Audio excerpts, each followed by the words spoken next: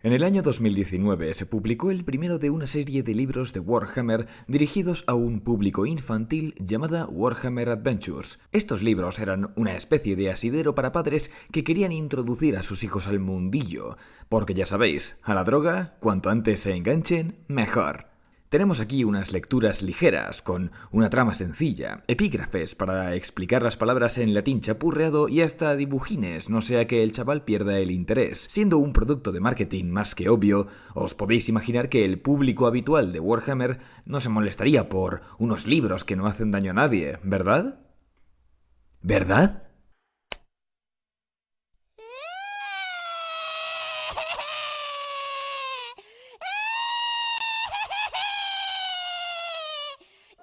¿Cómo adoro esta comunidad? La mayoría de la gente no le prestó la menor atención, pero por supuesto, no faltaron los histriónicos predecibles que se revolcaron entre lágrimas gritando a viva voz que el universo de Warhammer había perdido su esencia.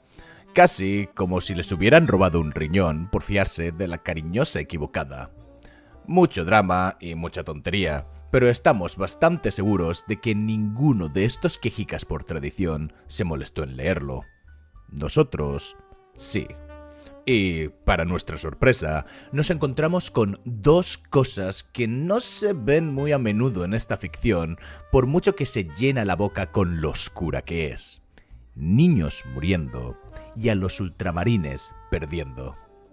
Bueno, oficialmente, esto es más grimdark que Space Marine 2. A modo de curiosidad, ¿sabéis qué otro libro de Warhammer 40.000 se publicó en 2019?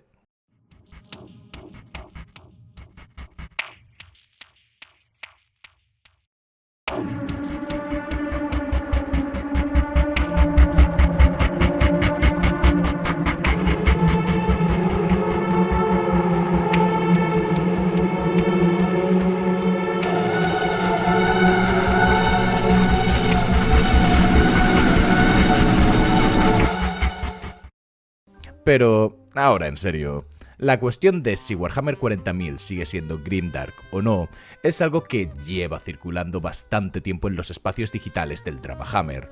Ya sabéis, de la mano de cosas como marines mujeres y la bondad del Imperium.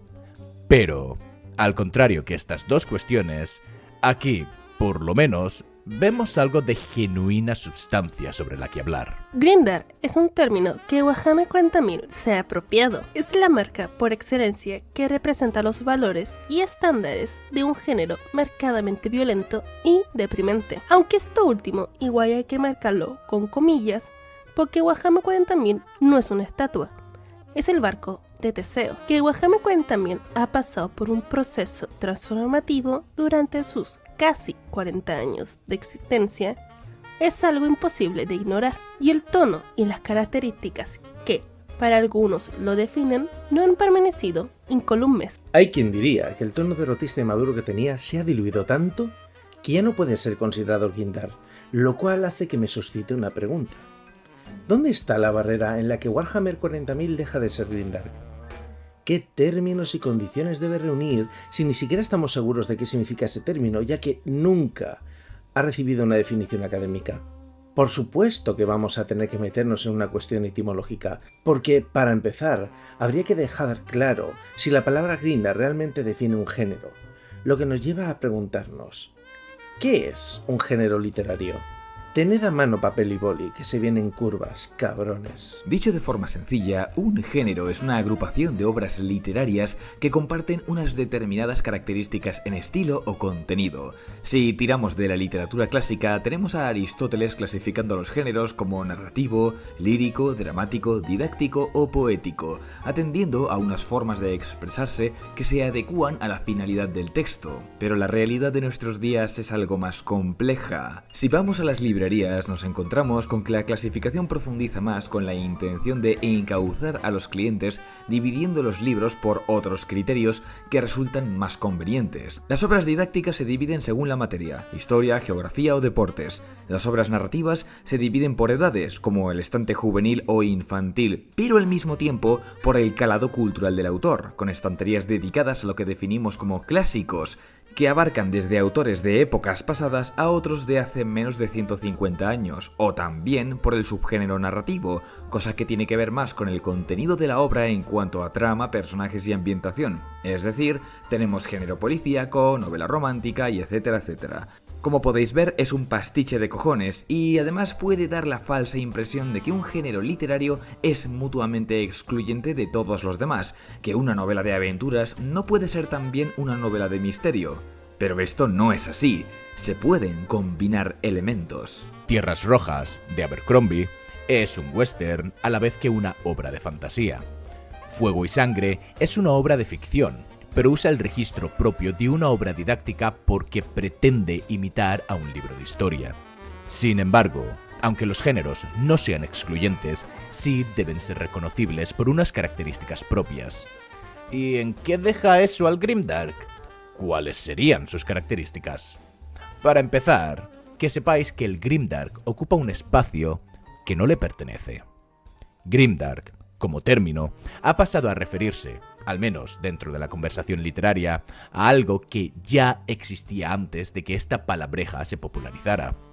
Cuando uno quería hablar del género de obras como la saga de Geralt de Rivia, Canción de Hielo y Fuego, Malaz o La Compañía Negra, la tendencia era definirlo como fantasía oscura.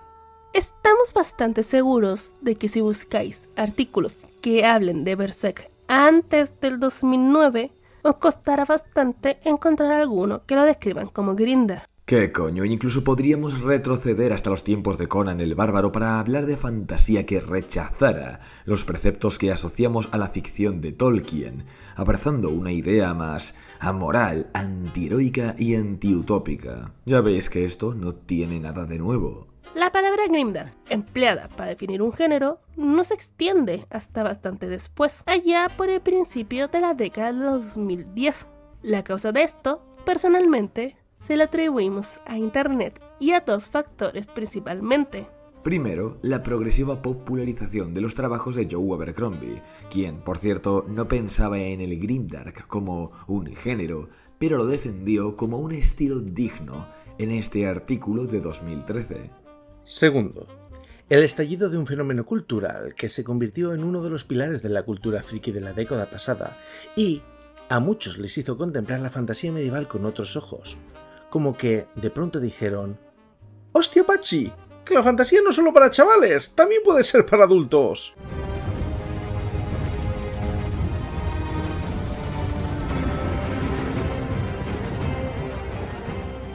¡Ah! ¡Qué buenos tiempos!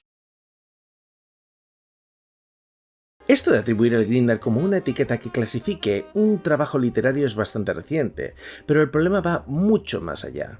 Como tal, el grimdark carece de una definición que venga de una autoridad, que se haya molestado en estudiar las formas concretas de la expresión que una obra debe adaptar si aspira a ser tenida en cuenta como parte de dicho género, en este caso del género grimdark, o a la inversa, que impida que obras que no pretenden asociarse con el grimdark sean tratadas como parte del mismo. Tenemos ideas aproximadas del tono que debe adoptar una novela grimdark, pero no requerimientos específicos, lo cual no es necesariamente malo, ya que eso le permite el acceso a un abanico más amplio de formas de expresión, pero esa vaguedad que arrastra conlleva contradicciones. ¿Qué queremos decir con esto? Bueno, permitidme que os responda a esto con una segunda pregunta. ¿Qué es una novela grimdark? ¿Dónde está su núcleo duro? En la violencia. Una obra grimdark es una obra esencialmente violenta, y de cuya violencia se extrae todo lo demás: la ambigüedad moral, el fuerte enfoque en los personajes y en su diatriba personal, el mundo hostil que los rodea, el cinismo ante la vida y la perspectiva de futuro y todo lo demás. Es la clase de cosas que te podrías esperar en obras como El Rey de las Espinas, pero también de Meridiano de Sangre, y creo que aquí ya vais viendo dónde está el problema. A nadie se le ocurriría describir Meridiano de Sangre como grimdark esperando que ese término abarque todas las interpretaciones de la obra de McCarthy, al igual que tampoco describiríamos así a El Poder del Perro de Don Winslow, una obra de ficción sobre la guerra contra las drogas entre los años 70 y 90, pero con un trabajo de documentación colosal. a pesar de que ambas obras reúnen punto por punto todo cuanto atribuimos al grimdark. Como género, este está asociado casi exclusivamente a la ficción, concretamente a la ficción más reciente y fantasiosa, cosa que, junto con su falta de forma concreta, lo convierte en una palabra casi vacía. Esto no es una declaración de condescendencia a la literatura fantástica, es un señalamiento a las fronteras porosas de la palabra grimdark. Si de verdad esperamos tener un entendimiento común y específico de lo que es el género grimdark, lo que habría que señalar no es la cantidad de violencia, tripas, sexo e insultos que deben incluirse, sino lo que estos deberían reflejar. ¿Y qué coño significa esto? Bueno, esto os va a encantar.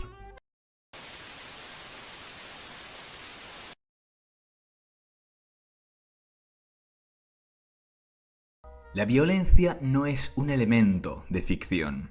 Es un fenómeno muy real y seguramente uno de los más explorados a través de múltiples disciplinas que estudian la conducta humana. Las causas que la provocan abarcan tantas situaciones que es imposible enumerarlas. Pero el fenómeno en sí, lo que la violencia es, no es difícil de definir. Es un acto de agresión en el que se trata de imponer la voluntad de uno sobre el otro, que puede manifestarse de muchas formas, no solo físicas, sino también mentales o sociales. No penséis en ello como un simple debate, o la metáfora de un debate. La agresión conlleva un daño a la parte agraviada para someterla de alguna manera. Pero esto es la parte sencilla. La parte interesante, a la hora de comprender la violencia y los caminos que conducen a ella, es que no todo acto de agresión es equiparable. A la hora de juzgar un acto violento, la intención importa, las circunstancias importan. No existe nada menos neutral que la violencia. El ejemplo más fácil para explicar esto es que no es lo mismo la violencia que ejerce un abusón que la que lleva a cabo una persona defendiéndose de ese abusón. Una víctima que actúa en defensa propia siempre tendrá más legitimidad que un agresor que actúa por motivos egoístas. Y a partir de esta cuestión tan simple, podemos ramificar la cuestión de la violencia y sus justificaciones o falta de estas en millones de situaciones. Pongamos el caso del colonialismo. ¿Es justo que un grupo de personas sometidas por una potencia extranjera se rebelen o que luchen por una clase evidentemente sometida? Los haitianos, por ejemplo, o John Brown matando dueños de plantaciones en Estados Unidos. Es imposible decir que es lo mismo matar a, en fin, esclavistas que el abuso que estos cometen contra sus esclavos. Pero ahora vamos a retorcer un poco las cosas. ¿Y si la clase sometida comete actos brutales contra gente que pertenece a la clase opresora, pero que personalmente no ha cometido actos de abuso? ¿O inicia un levantamiento que corre el riesgo de ser manipulado por nuevas aristocracias? ¿Deslegitima eso la causa por la que luchan? En mi sincera opinión, no. Pero vamos con un último ejemplo. El de la violencia llevada a cabo en nombre del imperio de la ley. De la justicia, según los libros. ¿Se justifica moralmente toda represalia llevada a cabo contra una sublevación por haber alterado el orden social, independientemente de los motivos de esta sublevación? Por poner un ejemplo fácil, la rebelión de los cipayos de 1857, tras cuyo fracaso, las tropas inglesas sometieron a regiones enteras al expolio, ejecutaron a cientos de personas sin representación en juicio, y además emplearon ejecuciones atroces como el cañoneo, con el propósito expreso de despedazar a los rebeldes de manera que no tendrían un sepelio, lo cual no solo es una salvajada, sino además es una forma de insulto a la cultura nativa. Esto es solo un ejemplo de una situación en la que podemos hablar de múltiples facetas sociales y psicológicas de lo que nos empuja a la violencia, deshumaniza a otros y arrastra consecuencias duraderas. Pero vamos, que si queréis ejemplos más recientes, pues ahí tenéis al Estado genocida de Israel y a los Estados Unidos tratando de crear un etnoestado. Así que, para pensar, señores, para pensar. En cualquier caso, y por pedante que suene, la cuestión de la violencia lo es todo. No se trata de mostrar una acción humana, sino de reflejar sus implicaciones morales, sus consecuencias o las circunstancias que la provocan. En su núcleo, la violencia es desagradable, visceral, es un reflejo de un fracaso a la hora de comunicarse o a la hora de crear una comunidad en el mejor de los casos. En el peor de los casos y el más habitual, la violencia es siempre la forma en la que se manifiesta, ejerce y refuerza una injusticia. Por lo general, la diferencia de poder entre un opresor y un sometido, la diferencia de poder que busca perpetuarse. Comprender la naturaleza injusta de la violencia lo es todo. Repito, porque esta es la parte más importante del vídeo. Transmitir la violencia como una forma de ejercer una injusticia es lo más importante. Porque eso es lo que muestra lo desagradable o lo cruel del propio acto. Os propongo un juego. Voy a mostraros 2 ejemplos de violencia. Uno de ellos, vamos a ver la muerte de muchos y puro gore. En el otro, vamos a ver una única persona siendo abusada.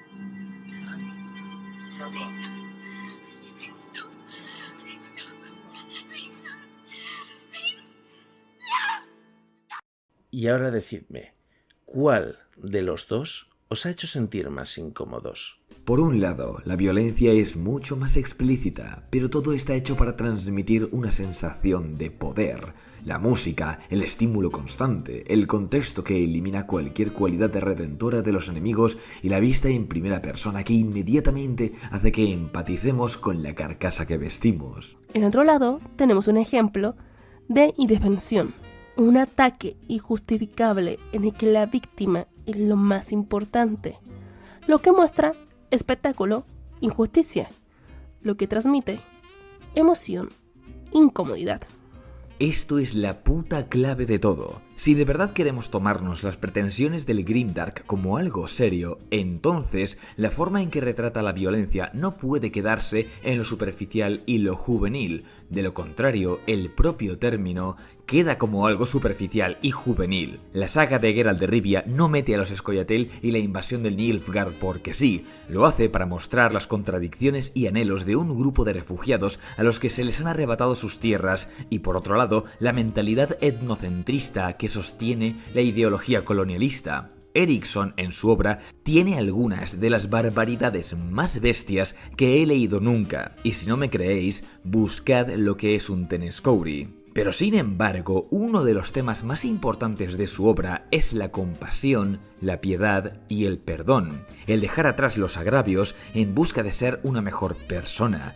Abercrombie, en Los Héroes, se dedica precisamente a destruir la idea del honor en batalla, porque según ese libro es una aspiración que solo es digna de un psicópata. Y por mencionar a alguna autora, aún no hemos leído La Guerra de la Amapola, pero sí Babel, de Rebecca F. Kuang. Sé que no me voy a encontrar con algo agradable. Todo esto que estamos diciendo no deja de ser nuestra opinión. La de que, en el Grimdark, si una obra quiere tomarse en serio, debería estudiar qué espera transmitir al narrar la violencia. ¿Y qué cojones hace Warhammer 40.000 al respecto? Una puta mierda. Eso es lo que hace. No, espera. Mirad, no es complicado ver los problemas de Warhammer 40.000, aunque tampoco podemos ignorar el potencial de lo que propone. Este es también un trasfondo inmerso en lo macabro. En el Imperium, la vida humana es el lujo menos preciado de todos y el combustible de más fácil acceso para los hornos de la guerra. No te confundas, esta es una horrible distopía donde la esperanza es la moneda de los necios y embusteros. Milenios de conflicto que no remiten y opresión totalitaria han condicionado a la humanidad para aceptar lo cruel y monstruoso y justificar cualquier acto mediante la fe. Lo primitivo y lo futurista se mezcla en las entrañas del Imperium. Hay brujas que son quemadas por turbas a la sombra de plataformas de defensa orbital cuyo funcionamiento se atribuye a espíritus belicosos. Los predicadores advierten de trocalengos y el peligro del pecado sobre cadalsos en las plazas de montañosas ciudades colmena, al mismo tiempo que las naves rugen sobre ellos y máquinas de guerra del tamaño de un edificio merodean a través de los vapores químicos.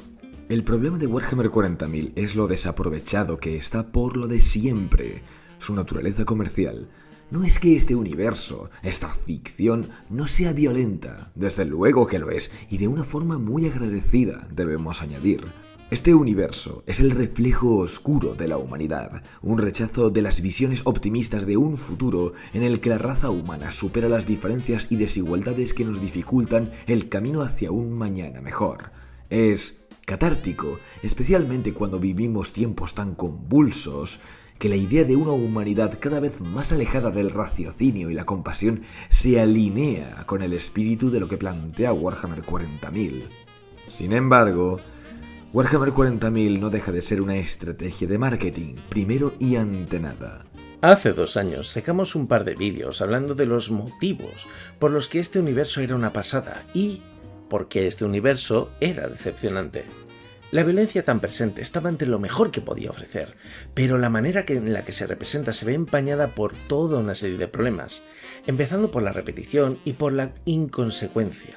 La primera vez que uno descubre cómo funciona el viaje interestelar, la existencia de adeptos mecánicos o el proceso de creación de un marine, queda impactado porque es el reflejo de una sociedad que es demente.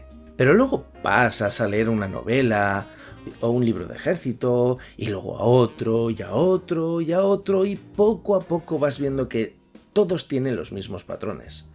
Vas descubriendo que todas las ciudades colmena, da igual cual veas, son básicamente la misma, que las atrocidades son recurrentes, que todos los comisarios siempre son una herramienta de sumisión y obediencia que deshumaniza a todos los demás soldados, y quienes no lo hacen es porque son la excepción a la regla, y además suelen ser el protagonista de una novela. Pero bueno, ya llegaremos a eso. La cosa es que la quinta vez que te dicen que se ha perdido un sistema planetario entero por la 7ª invasión tiránida de la semana, seamos honestos, ya te da igual. Ya lo has leído antes. Y además, para entonces ya habrás descubierto que la mayoría de los planetas solo existen para ser un decorado, porque no tienen la más mínima relevancia. Su pérdida no representa ninguna consecuencia a largo plazo. Si esto fuera un ejercicio de metanarrativa, sería la hostia porque estaríamos viendo cómo el nihilismo de este universo atraviesa la piel del lector, pero eso es darle mucho crédito a la literatura de Warhammer. La realidad es que simplemente acabas viendo los trucos de los escritores de Games Workshop para escribir trasfondo. Pero, ¿y si no estamos hablando del trasfondo, sino de historias, de las novelas? Entonces es mucho peor, porque si tienen que elegir entre mostrar la violencia como un espectáculo y mostrar la violencia como una injusticia, ¿qué creéis que van a hacer los escritores de una compañía que te está vendiendo juguetes de plástico y un reglamento para organizar batallas entre dichos juguetes? Tenemos una norma. No hablamos de inocentes siendo afectados con auténtico detalle. Sabemos qué ocurre durante un exterminatus, por ejemplo. Un montón de gente inocente muere ahí, pero no nos centramos en ello, no es lo nuestro. Sin embargo, si firmas el formulario donde admites sí, soy un soldado o sí, soy un gobernador planetario, entonces estás en la primera línea de fuego. Seguramente te pasen cosas horribles. Un Carnifex te va a vomitar y convertirte en un pastiche ácido, o vas a ser capturado por Drukharis, o convertido en un engendro del caos. Rara vez describimos la completa horripilancia de todo ello, preferimos dejarlo a la imaginación del lector. Creo que eso lo vuelve mucho más horrendo, en cierta manera, cuando el lector tiene que llenar esos huecos por sí mismo. Esto tiene que quedar bien claro. Todo, absolutamente todo lo que publica Games Workshop existe bajo el peso de su licencia y se ajusta a unos parámetros. Games Workshop puede gritar a pleno pulmón que su universo es oscuro, pero sus historias no lo son.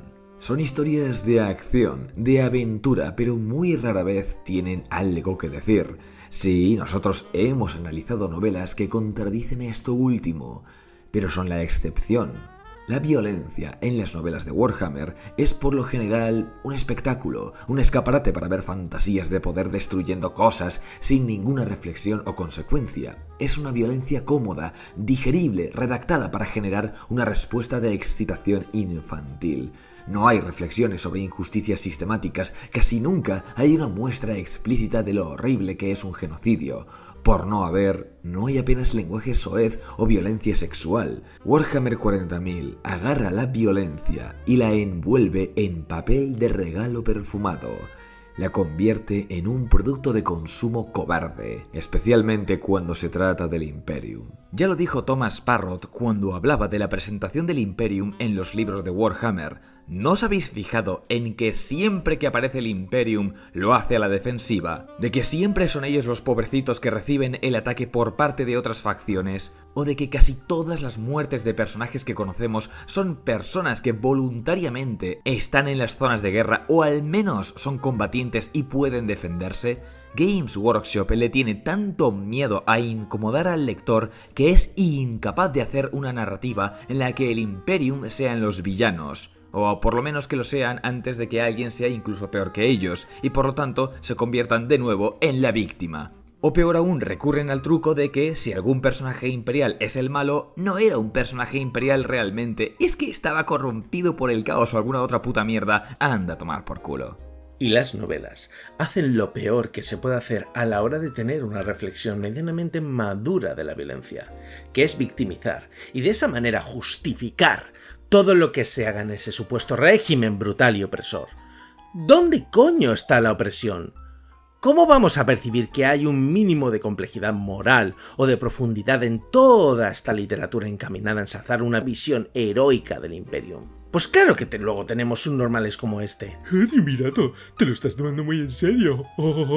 Os recuerdo que una de las cosas que Joe Abercrombie menciona en su blog para defender el Grimdark es que este se ofrece la oportunidad para la exploración moral, llena de matices, algo que aspira a tomarse en serio a sí mismo. ¿De qué sirve decir que tienes entre las manos el universo más Grimdark jamás concebido si luego no te dejan escribir sus aspectos más desagradables, dejándolo como algo implícito y nada más? Entonces, ¿el universo de Warhammer 40.000 es Grimdark?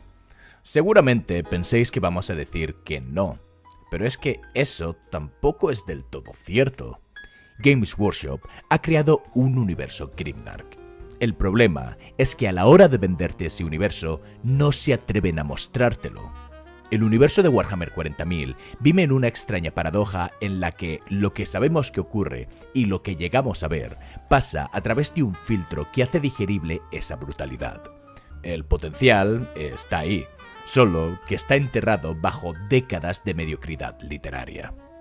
Warhammer 40.000, a un nivel puramente estético, es un triunfo. No hay duda de que las ilustraciones reflejan el carácter inhumano de este universo, pero fracasa estrepitosamente como examen de la violencia o la consciencia humana. Es Grimdark, pero es que esa palabra no significa gran cosa. Es un vocablo vacío. Este universo puede aspirar a más, lo hemos dicho muchas veces, pero es una lucha contra su naturaleza comercial que solo puede ganar si uno busca obras muy concretas. Seguramente pensabais que diríamos que se ha vuelto menos grimdark con el tiempo, que traer de vuelta a Primarchas y centrar toda la narrativa en grandes personajes antes que en grandes ejércitos ha hecho que Warhammer 40.000 se sienta más pequeño en lugar de más grande, porque si no hay personajes relevantes con plot armor, entonces nada de lo que ocurre tiene ningún valor. Y sí, eso es cierto, pero queríamos poner de manifiesto que el problema del Grimdark es algo que viene de mucho más atrás, muy anterior al regreso de los Primarchas, viene de su tratamiento de la violencia desde hace décadas. Tampoco queremos desaprovechar la oportunidad para decir algo al respecto, porque si esta cuestión del Grimdark surge ahora, es porque Warhammer ha cambiado. Sí, ya es cierto que lo hace siempre, pero desde 2017 es distinto.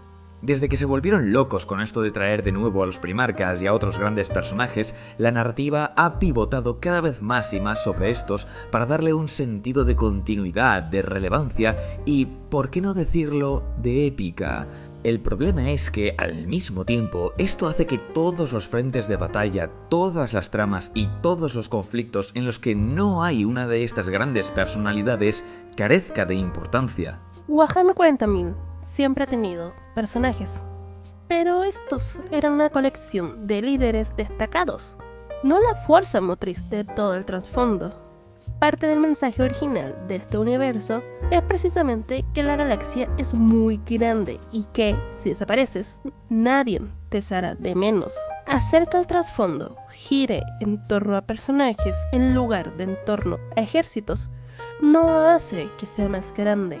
Al contrario, le provoca el efecto Star Wars. Por muchas historias que tengan que contar, al final todo lo importante ocurre en los mismos 4 planetas y depende de los mismos personajes de siempre. Solo que aquí, además, todos tienen plot armor. Bueno, al menos tenemos a Andor.